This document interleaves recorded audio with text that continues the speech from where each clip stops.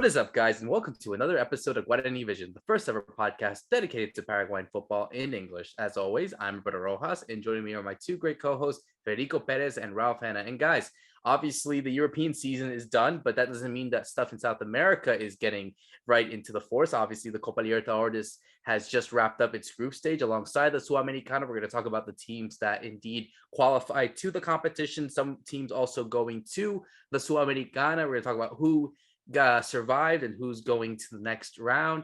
Obviously, we have to talk about what's been going on in the Albirroja, because despite Paraguay not making it to the World Cup, there are still some friendlies against two teams that are actually going to be playing in the World Cup. Obviously, Guillermo Barros has gone silent over the last few weeks, but has since made this announcement of a new squad. We'll talk about what's been going on there. And so, guys, I'm happy about this. Happy to have Ralph back. He was dearly missed last week, but yeah, I mean, Fede, I'll go to you first. I mean, obviously, you would think that you were obviously at the Superclásico yesterday. Talk about two different Superclásicos for both these sides. I mean, you thought that these games were going to be very much tight, as they always are, but we saw the best and the worst, I guess you would say, from both Olimpia and Cerro Porteño. But how are people reacting to these games and obviously heading into the draw happening tomorrow? Hi, Roberto. Hi, Rob. Yeah, we got so much to talk about. These two Superclásicos in the same week. It's just not an everyday thing, an every year situation, I would even say. I mean, when is this going to happen again, right? 4 Superclásicos in the first semester, in the first half of the year. We had a lot to talk about. Cerro Porteño being the big winner in this clash of Paraguayan giants, I believe, winning 4-0 that local league match, and then getting the chance to qualify against their historical rival. It was important for fans. Obviously, Cerro Porteño making it happen at home, even though they had to suffer to do that. We'll obviously look into this match today in this episode. Libertad made it through also. They had it tough, even though they ended up winning by a pretty good result in that second half against the Bolivian side, the strongest. Guarani also ended their journey in Sudamericana with a draw. They are eliminated, but hey, people are clapping at this team. I mean, they won people's hearts here in Paraguay also. They didn't lose a single game. They got to get their props, obviously, Guarani, just because of the format. They're actually out of Sudamericana. We have columns for the national team, just like you were saying, Roberto. Yeah, I'm actually surprised with a couple of names that I see in this list. I'm actually excited to see them play. Hopefully they do get playing time, and hopefully we start building a new team up. And so much has happened in Europe also. Leagues are coming to an end. We have the Champions League final coming this weekend. That's always a big game over there in Europe. Also in South America, people look into that game. I was actually just checking Instagram, and I saw Miguel Almiron on vacations, hitting the beach already, and now he's got to go to Asia. He's got to go play Japan. He's got to go play Korea. At least the life of these players is just crazy, and he had to put up with champion Jack Grealish taunting him. I don't know what was wrong with this guy. I want Rob to explain the situation to me also. Why is Jack Grealish talking about Miguel Almiron? What the hell did Miguel Almiron do to Jack Grealish during the season for this guy to talk about him in the middle of him celebrating a championship? What is wrong with this Manchester City dude? Of all the players to pick on, and he's picked on a Paraguayan, so now he's going to feel the full force. That's why Maria's not here. She's in Ibiza right now, and that's where Jack Grealish is. We're looking for him. Yeah, she's like, I'm going to find you. There was a game. I mean, Man City won that game like 5-0, but I think at the very end they had a little clash with Almiron fouling Grealish. So maybe it's from there he's remembered, but yeah, it was a strange shout out. But yeah, less of that, more in our league. We have plenty of drama over here, so we don't need to always go over there. Wow, what more can I say about the Clásicos, the national team? Another thing, I mean, Copa Paraguay is still going on with a few teams coming through. The big guys aren't playing yet, as we talked about. And there was a cup surprise actually last night for Paraguay. Luis Maria got knocked out with Minnesota. They got knocked out to a team called Union Omaha, which is quite rare in the US Cup there. But another guy doing really well in the US is Sebastian Ferreira. He got a great goal at the weekend in the MLS, and then I think he had 2 assists that game. He's joint top scorer for Houston Dynamo along with Darwin Quintero. So he's having a great time. So I'm glad to see our players doing well, because like you say, the leagues keep going on this side of the world. Absolutely. And yeah, I mean, all credit to Jack Grealish. I mean, the guy is obviously a millionaire. He's Gucci's ambassador. What are you doing picking on a Paraguayan dude? Come on, go out and celebrate with your vodka sodas and whatnot. Don't pick on a Paraguayan, because if you do, you'll feel the force of not just Paraguayans but Newcastle fans, as Twitter has definitely shown that for anyone really. But let's definitely switch gears to what's been going on in our own country. I'm saying Paraguay, but obviously we are going to talk about the 2 Superclasicos that happened. Obviously we had one on the weekend on Sunday between Cerro Porteño and Olimpia, being played at the Defensores del Chaco, which honestly, guys, it was actually surprising that we didn't see a lot of fans on that day. You would think that being a Sunday, being a big day, okay, yes, the 2 teams aren't exactly in the position to possibly win the league, but still, it's a big game nevertheless. But boy, did Cerro Porteño absolutely took care of business in that game. 4-0 winners on the day, one of the biggest routes that Cerro has had against Olimpia in quite some time. Obviously, Cerro Porteño had this game using an alternative squad. You saw, I think, 9 changes then that was made for the Superclásico that happened in the Libertadores.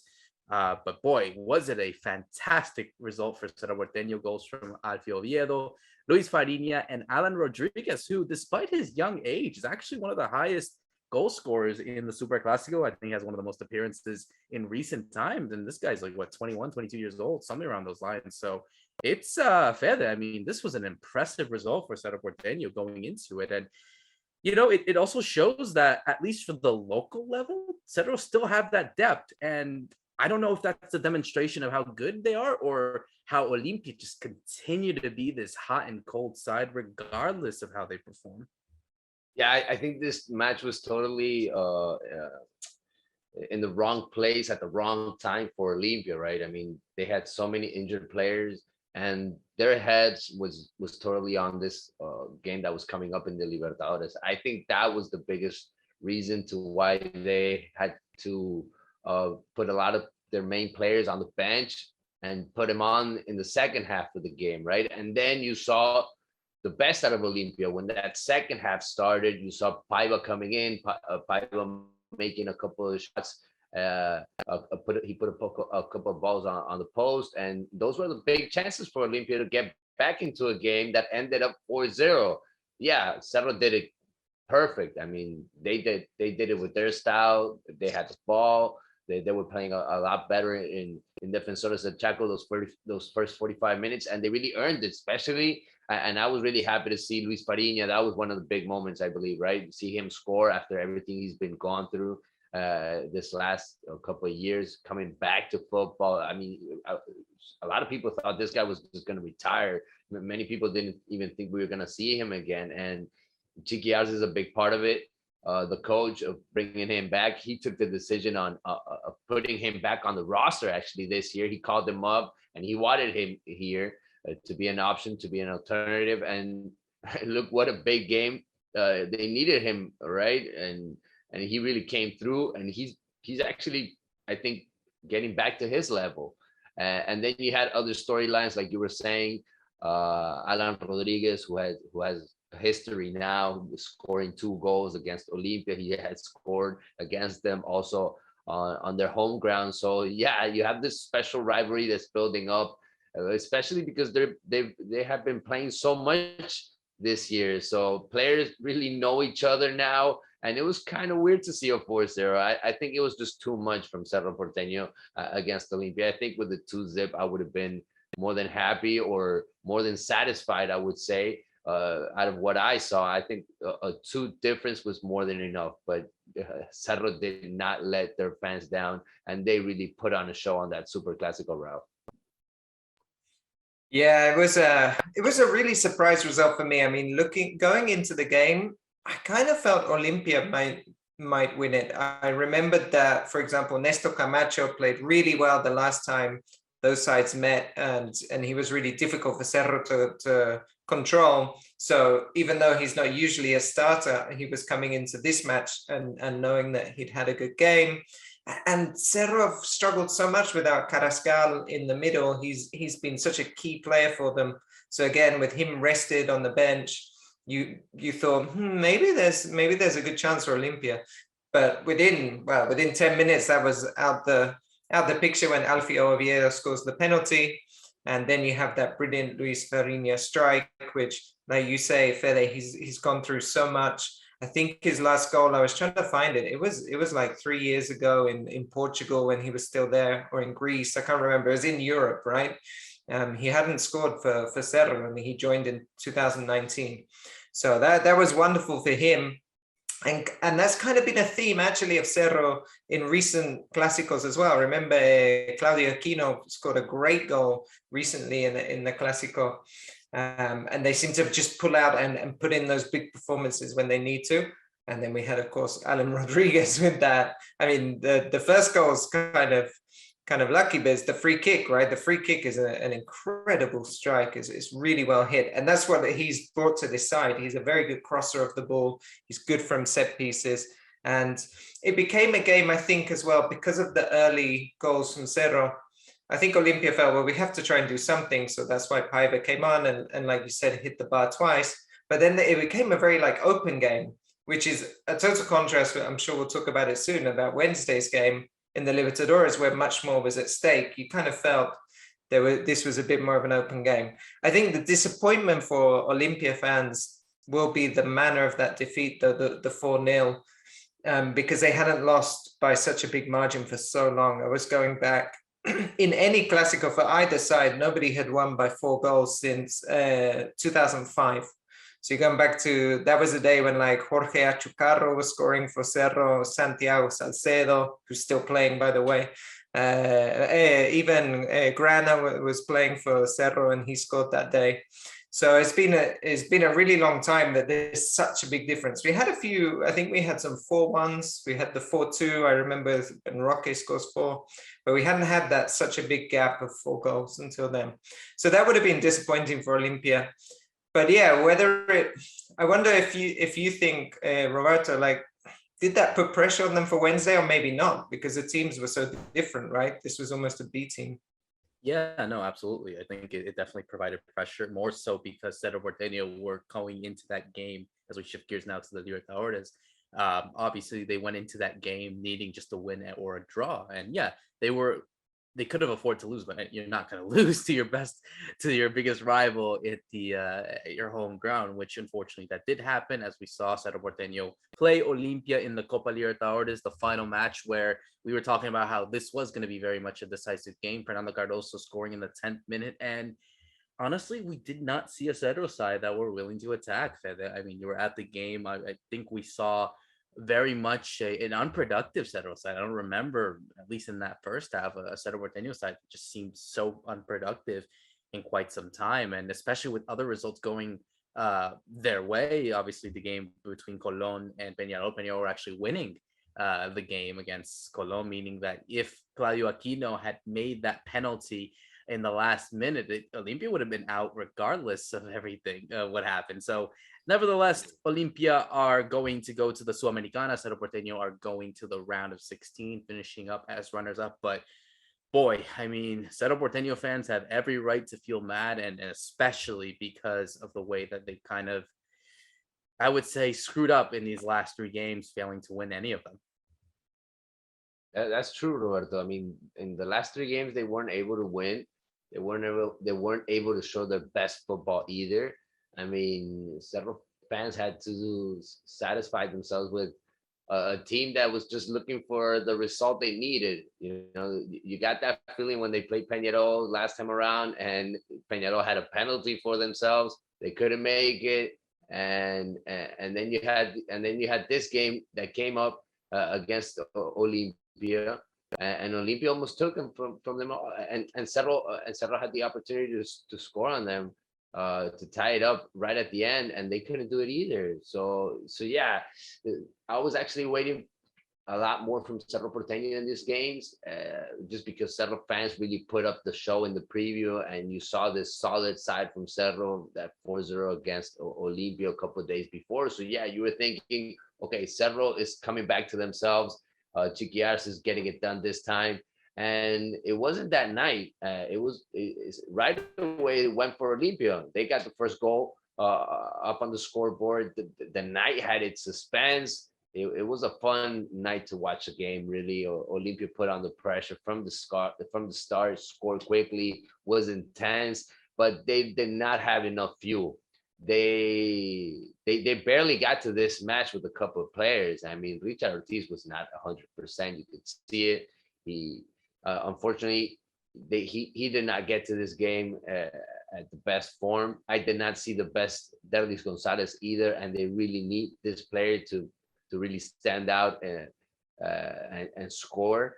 And the downside for me was Alex Silva. I mean, this is a legend in Olimpia. This is a player that played a Libertadores final, and him not showing up for his team and just messing up every time he had the ball, putting bad centers when he had the ball on corners. I mean, I couldn't bear to watch him anymore on the pitch. To be honest, I was just waiting for his manager to take him out and see another player, because he was really the worst player on his team. And I was surprised that his manager couldn't see it and he wasn't taking him out, because the other players were really putting their hearts out, and they were really close to that 2-0 on that first half of the game. Olimpia should be proud of themselves. I mean, they had a young team. They couldn't hire. They are third in the local league right now. They fought to the last game, the chance to advance in the Libertadores. They only won 2 games, it's true, in group phase, and they were both by 1-0 against Peñarol and Cerro Porteño. But they built up. I mean, Fernando Cardoso had a great Libertadores. Luis Zárate, a young defender, Marcos Gamarra, Hugo Quintana, Marcos Gomez. These guys are gaining experience. I think Olimpia is going to take out a lot out of this Libertadores from 2022. Obviously, they wanted to win it. They went after it. I think Olimpia did their side, and Cerro fans were the ones that kind of felt that their money just wasn't enough for this game. I mean, the players should have done a lot more, Ralph. I was expecting a lot more from Claudio Aquino. I was expecting more out of Marcelo Moreno Martins. I mean, this guy has been here for ages now, and he's had enough game time, enough games with this jersey to show the best out of him. And if Cerro's gonna play like this in the second semester, if Cerro's gonna play like this against a Brazilian giant or a big team from Argentina, that's what Cerro Porteño fans were thinking, leaving this game after they lost 1-0 to Olimpia. Yeah, it's funny, right, to think that it was Cerro that have gone through and Olimpia that dropped to the Sudamericana, but the sensations are totally the opposite. It's the Cerro fans that are feeling kind of disappointed with the result, whereas Olimpia feel okay because of the points you mentioned, Fede, that it's been a very difficult time for them, being unable to sign players, and they're bringing through a lot of young players. So it was a really strange game to me as well. I mean, you just don't see Cerro playing without the ball. That's very rarely their tactic, and they did actually have the ball. They recovered the ball a lot, but they just couldn't keep possession, and that's really strange in this team to see that they're not able to circulate the ball or have patient possession build up. And that really surprised me. And that just, the whole game there was no kind of rhythm to it or anything. And in the first half, that really could have cost them. The early goal from Olimpia is well taken by Cardoso, who I think's been probably their best player in the Libertadores this season. He's been very strong. But it was the one time I noticed that Alexis Duarte actually didn't win a header. He loses the header to Paiva for that goal. But then after that, I did think Cerro was very strong defensively. Patiño and Duarte didn't get too troubled, but they weren't able to do anything to kind of relieve pressure. So it was on those two for the main of the game to try and see off Olimpia. And one goal Olimpia could have swung it, and they could have been out. And then towards the end of the game, Cerro got really lucky in a way with the penalties. It's kind of a lucky bounce, I think, that puts it into Oviedo's path and for the foul. And Aquino had that great chance that would have put Olimpia out of the competition. And I think if that penalty had gone in, it would have changed like the whole narrative. Then I think Cerro fans wouldn't be so worried in a way, and they would have felt they got one over on their old enemy. But as it stands, they go through in second place. They know, let's think tomorrow, I think in the draw, they have the chance of like Flamengo, Palmeiras, Atlético Mineiro, like the big teams. and they know they're going to struggle against those sides. They might be hoping for another Paraguayan if they get Libertad, because that might be their best chance of getting into the quarterfinals. But yeah, I found it a really strange game. It was like the atmosphere was so good, but what we were seeing on the pitch was a big contrast. Absolutely. And obviously looking at it real quick with Libertad, as you said, Ralph have won their group only by a goal. They were shared on points with Atlético Paranaense, but with one goal of a one goal difference, they will finish as group winners. And heading into this draw, guys, I mean, I don't know. I don't know if it favors any of the two teams. Looking at how strong all the other teams are, I think for Libertad, yeah, you do see some of the advantages for them because you have some Brazilian sides, a Colombian side, an Ecuadorian side, a few Argentine sides. But Ralph, I mean, I'll go to you on this one. I think regardless of who they play, unless they do play each other, obviously, I think this round of 16 favors Libertad more than it does for Cedro.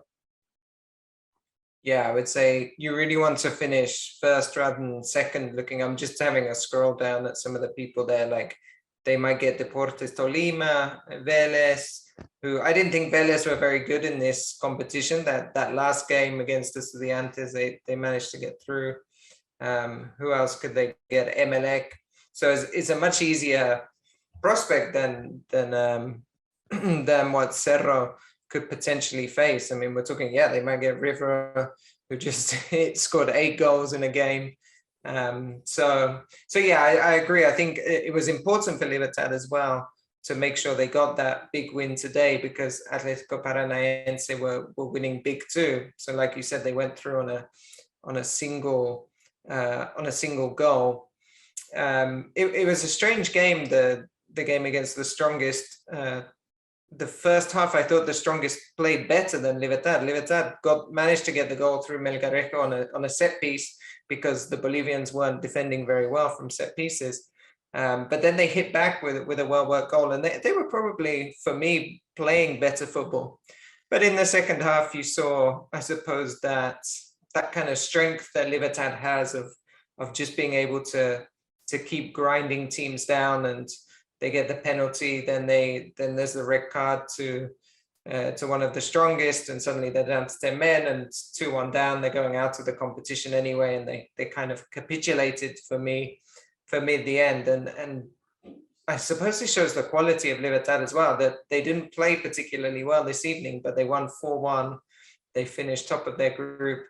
At one point, Roque Santa Cruz, who almost scored, actually, I think is an own goal in the end. Roque Santa Cruz comes off. He's replaced by Oscar Cardoso. So there's so much, as we talked before, there's so much talent in that team. They've done it without Julio Enciso, who's at the moment injured, but they didn't even use him much in the Libertadores in the early games. They were saving him for the league. So they've shown they have a really strong team together. I think it's a big question who they get in the next round, and also for, as we've talked about on the show a few times, for Garnero to make sure he gets those tactics right in the big games, which has sometimes let him down. And just a quick word on Olimpia, guys. Obviously, Fede, looking at the Sudamericana, obviously they'll be in pot 2. Looking at the seeding that will be made tomorrow at the time of recording, they have a lot of Brazilian teams in that kind of role, but you think that maybe their chances are a bit stronger, you would say. I mean, yes, obviously there's a lot of strong talent. We saw that last year when Libertad made it all the way to the semifinals. But do you fancy Olympia's chances in this one? Because I think if they're able to get a strong unit heading into the latter stages of the match of the of the competition, they can do something. Yeah, obviously Olimpia can probably go pretty far in Sudamericana. We've always said that maybe Libertadores was just too big for them this year. And, things ended up this way. Olimpia going now to Sudamericana. And it's probably going to depend on what kind of team they're going to go up against to see their chances uh, in the future. But I do think that Olimpia is going to get a couple of players back. They have a couple of players on loans that they're going to try to get back into the squad for the second half of the year, and that's going to be very important for them because they are still not going to be able to hire. They have so many devs. All the money is going to that. And that's got to be the main goal for this year, just to put all those problems away. And I think the team just needs to fight it, and fans just can expect this from the team. I mean, for Olimpia to fight it and to try to do the best they can this year. I don't think fans should expect for Olimpia to win a title this year. I think they need to concentrate more on the local league on the second semester than in the Sudamericana. If you're honestly asking my opinion, I think they should focus more on the local league and try to win it, especially because they don't want to have a long Libertadores again on 2023, right? Because that was one of the problems in this season. That's why they had so many injured players, because they had the longest Libertadores up until now. So I do think they should probably get their heads back into the local league.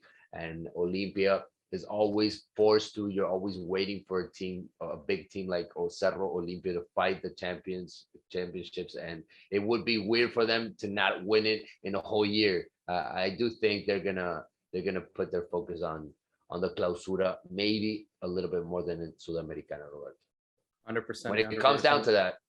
Absolutely. And I think obviously that is the mentality, that is the reality that unfortunately Olimpia are in at the moment. So definitely see what happens to them, and obviously the other two Paraguayan sides in the group in the round of 16 draw for the Copa Libertadores, as we switch gears now to a topic that we haven't had much time to talk about because of the failure that they made to not go to the World Cup. But that's obviously the Paraguay national team.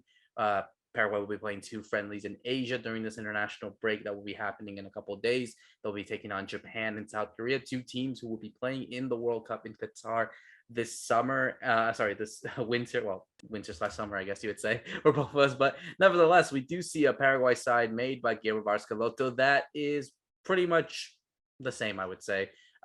Fede, I'll go to you on this one first. I mean, we do see some familiar names as we've always been expected for, so not much has changed, but we do see some returns as well. We see the return of Derlis Gonzalez of Olimpia. We see also a player that I'm sure a lot of people, I guess in Paraguay's cases, are a bit critical of, Alan Benitez, the defender of Cerro Porteño, and also a new name, Ivan Casal of Sol America, the 23-year-old right back, a player that obviously has been in the radar of some good form recently for Sol America. But I mean, I just want your initial thoughts on this list, and even talk about what Casal is, given the fact that this is a player that had come from Santander, obviously made it to Sol America, and was actually linked to a few teams across South America as well. This is one of those players that he's been around here for a while on the first division, and he's one of those times that the more that you see him play, you ask yourself why is he still here? I mean, he's such a good player. He's so fast. He's very intelligent, and he's had a pretty rough life, and I would love to see him succeed also. And he's kind of stuck here in South America. I thought he was going to move himself into a bigger team eventually. He hasn't done that yet. But I do think he has a great future ahead of him. And this opportunity to go and practice and play for the national team is just going to be big for him.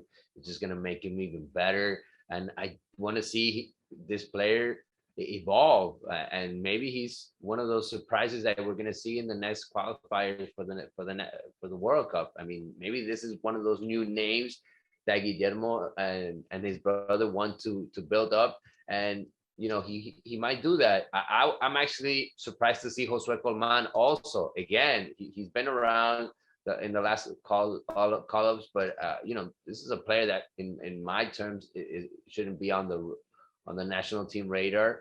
But for Schelotto, he has the talent. He sees in him a young player that already went to MLS, that came back to Paraguay, and maybe he wants to see if he can get something out of these players. I mean, these are players that a lot of people are probably not expecting them to be big stars in the national team, but you never know. We have 4 years from now to the next World Cup. A lot of things could happen in between, and that's what I heard Schelotto talking about. He needs 35 players that he can count on. He needs a base of 35 players that he can move around on, and still get the same style of play, right? He wants that. He doesn't want for a player to come out and the whole team to collapse, like we kind of seen happening lately when we had to move a couple of players around. And we have a couple of new goalkeepers. I don't think Anthony Silva is going to be around for forever. He's in a great shape right now in the Mexican League. But I see Santiago Rojas there. He's a young goalkeeper. Spinola coming back. Also, he's been called up several times, but we haven't seen these guys being starters. And it's friendlies now. I hope he opens up his mind, and I hope we see the young players. Don't put Gustavo Gomez, don't put Miguel Almiron as a starter. I mean, these guys, let them rest a bit, and let them be part of the journey. Let them be part of this transition that we need to go through in the locker room, because they've been there forever. But eventually leave them out, bro, because they've done enough, and they're pretty much losers right now. That's the way a lot of people see them in the country. You see a Gustavo Gomez, and yeah, he's doing great in his club, but in the national league, in the national team, him, the Romero twins, yeah, a lot of people take the pictures with them. A lot of people love them, but in the national team, they are losers to a lot of people's eyes, obviously, and that they need to build a new team. They need to be important in that locker room. And I'm hoping for that transition to just go smoothly, Ralph. The smooth transition that never seems to happen, but we can hope. It's an interesting squad. I mean, there's a few absentees. Maybe we should mention Junior Alonso's not there, but that's kind of his club have requested that. Who else isn't there that I thought was a surprise? Alexis Duarte doesn't make it, but Luis Zarate does. So that I found that quite surprising, knowing that for me, Alexis Duarte has been in previous squads and looks quite good. There's nothing he's been doing recently that would like get him out of form, in my opinion.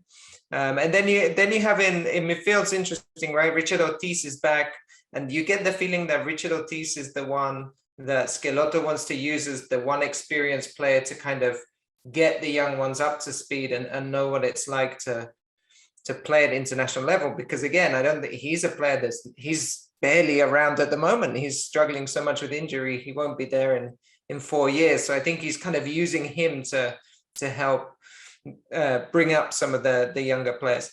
But with him in there, you're missing some other players. Brian Ojeda hasn't made it this time because he's just totally out of the picture at Nottingham Forest, which is a big shame for him. And then you don't see maybe the Marco Gomez, the Hugo Quintana, Hugo Martinez, some of the other young central midfielders that are playing in the local league. So there's a few absentees here, of course, because you have to, if we're bringing in some of these other new players. But I'm definitely with Fede that let's go out there and start trying some new players. Galarza has been called up now for the second time. He didn't get a chance in the World Cup qualifiers, so let's give him his chance now. We talked about Sebastian Ferreira playing very well. I think give him a shot to start up front. And then with the Romero twins, the one thing I'd just say is it's interesting, right, that for me is Oscar Romero that's actually having a better time of it at the moment. He seems to have really rediscovered his form at Boca. Whereas before, during the World Cup qualifiers, it was Angel you could rely on and not so much Oscar. So it's the other twin at the moment doing the good work. Because I'd like to see him have a starting role because he's playing well at the moment at club level. But yeah, let's go. Let's do some experimenting and find out what happens. there's one name that caught your eye, Roberto. You're just mentioning there. That's Matias Galarza. He has barely played in Brazil. I don't know if you guys have noticed his numbers. He hasn't played yet in his new club ever since he left Vasco Gama. And I'm actually just surprised to see this name here again on this list, especially because of that situation, because he's not playing. I mean, if you're not playing in your club, how are you going to be able to bring your football to the national team? I mean, this guy has no rhythm, and he has 30 games so far in the first league. I mean, he hasn't played that much yet. So I'm thinking maybe they are trying to take this player away from another national team, like we mentioned before, because Bolivia was after him. Then really opening up a spot for him and the team, because they called him up last time, but they didn't use him at all. Matias Galarza. We haven't seen him play with the national team yet, Roberto. Yeah, no, and I think this is the case where, I think Guillermo Scalotto is smart enough to hopefully go for those players that haven't had that time, that haven't had that experience, and just go out and see what they can do. Obviously, they'll have to play a few more friendlies this year. They got the game against Mexico in August, so that's more, I guess you would say, a test for them in the way to see how they shape up against other teams in the world. So yeah, I'm curious to see how this goes. But you're right. I think when you do have those players that really are not playing well at their club, what can you do? But also at the point, you look at the kind of depth that Paraguay has. I'm talking quality depth that's good enough for the national team. You don't see that. You don't see a big list. It's not competitive at all. So, you need to just go with what you feel as though is the future. Galarza is still young. Was he like 21 or something, 22? So obviously still a very young player and has a lot to develop in his game. So I think certainly if he's able to build in that kind of motivation and more consistency on the national team, maybe it could be lucky for him. So we're definitely going to have to wait and see what happens to them. Obviously, they take on Japan first on June 2nd before taking on South Korea 8 days later. So they'll have some time in Asia actually. I'm looking at the list, Roberto, and we only have 7 players out of this list that play in Europe right now.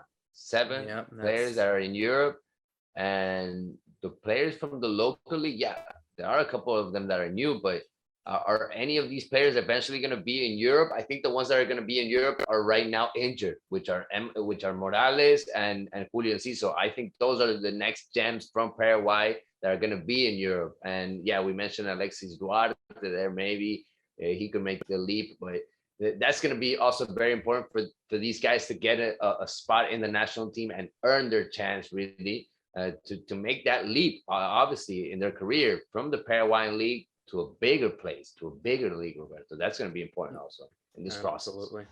Definitely. And so we'll have to wait and see what happens there as we close off to another great episode of Guarani Vision. For myself, Roberto Rojas, Fede Perez, and Ralph Hannah. Thank you so much for listening in. See you soon.